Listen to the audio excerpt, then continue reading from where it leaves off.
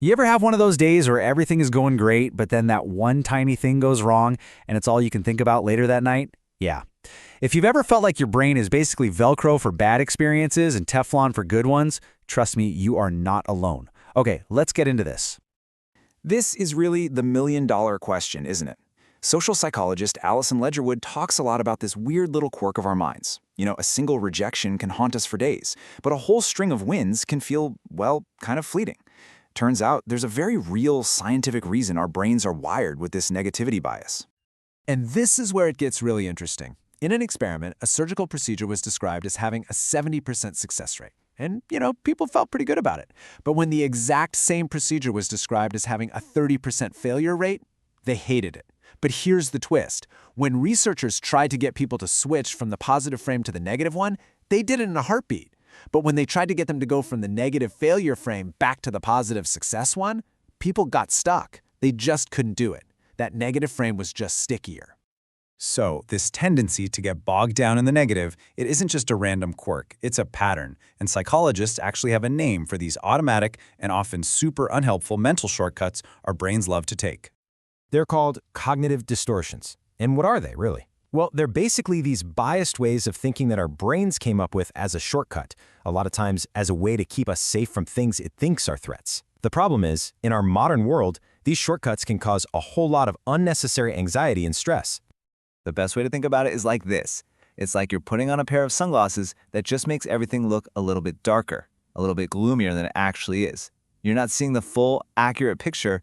You're seeing a filtered and, a distorted version of it. So, let's meet the usual suspects, shall we?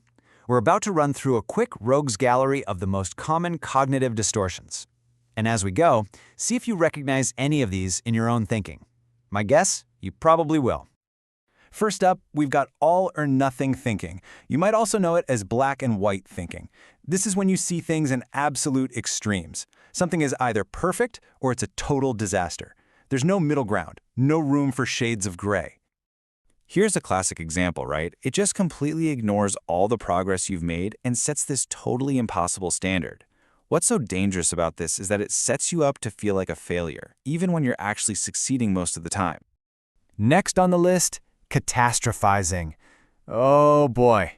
This is your brain's amazing ability to jump to the absolute worst case scenario in any situation, no matter how ridiculously unlikely it is. Does that sound familiar at all? Yeah. This thought trap takes one small, fuzzy symptom and just blows it up into a full-blown catastrophe, completely leapfrogging dozens of other explanations that are way more likely and, frankly, a lot less terrifying. Okay, this one is so common. Mind reading is when you just assume you know what other people are thinking about you, and it's usually something negative, without a shred of actual evidence. Spoiler alert, you're not a psychic. But this distortion really convinces you that you are. It takes these vague social cues and turns them into solid proof of your worst fears, which can lead to a ton of social anxiety.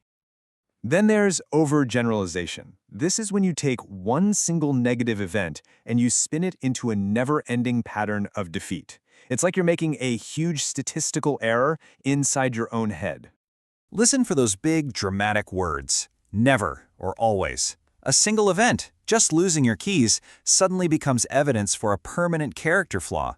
This way of thinking just ignores all the thousands of times you didn't lose your keys. And finally, we have the tyranny of the shoulds. These are all those rigid, unspoken rules you have for yourself and for other people. And when those rules aren't met, what happens? Guilt, resentment, and frustration. I mean, what an impossible standard. The word should just creates so much pressure. It can make you feel like you are constantly failing to live up to your own impossible expectations.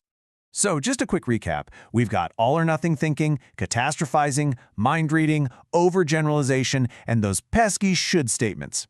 Every single one is a faulty mental filter that twists the way you see reality. Okay, so recognizing these traps is a huge first step. But how do you actually get out of them? Well, the field of cognitive behavioral therapy, or CBT, gives us this really powerful, practical toolkit for rewiring these thought patterns. The whole process is called cognitive restructuring, and you can remember it with this super simple 3-step framework. First, you learn to notice the thought when it happens. You catch it. Next, you question if it's even true. You challenge it. And finally, you replace it with a more balanced, realistic thought. You change it. So how do you actually challenge a thought? Well, you start by acting like a detective. Let's say your thought is, everyone thinks my idea is stupid. Okay, what is the actual hard evidence for that? And then, what's the evidence against it? Maybe one person looked a little bored, sure, but maybe 3 other people were nodding along.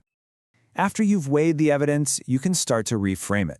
A more balanced thought might sound something like, okay, maybe some people didn't love my idea, but others seem pretty engaged. I can't please everyone, and you know what? That's okay. See how that moves you out of that all-or-nothing trap? This might be the most powerful question of all. Think about it. We are so much kinder and more rational with our friends than we are with ourselves. You would probably never tell a friend they're stupid because of one person's reaction. This question helps you tap into your own compassion. Look, this isn't a one-time fix. It's not a magic wand. It's a skill that you build with practice. Journaling can help you catch the thoughts. Practicing self-compassion helps you challenge them without judging yourself. And hey, remember what Allison Ledgerwood said? To fight that negativity bias, we have to actively rehearse and share our good news. It literally takes more work to get our brains to focus on the good, so we have to practice it. At the end of the day, this whole process is about creating a little bit of space between you and your thoughts. It's about recognizing that they are not always the truth. They're just mental habits. And just like any habit, they can be changed. You have the power to stop just accepting that first story your brain tells you, and instead to choose a more balanced, a more realistic, and a much more compassionate one.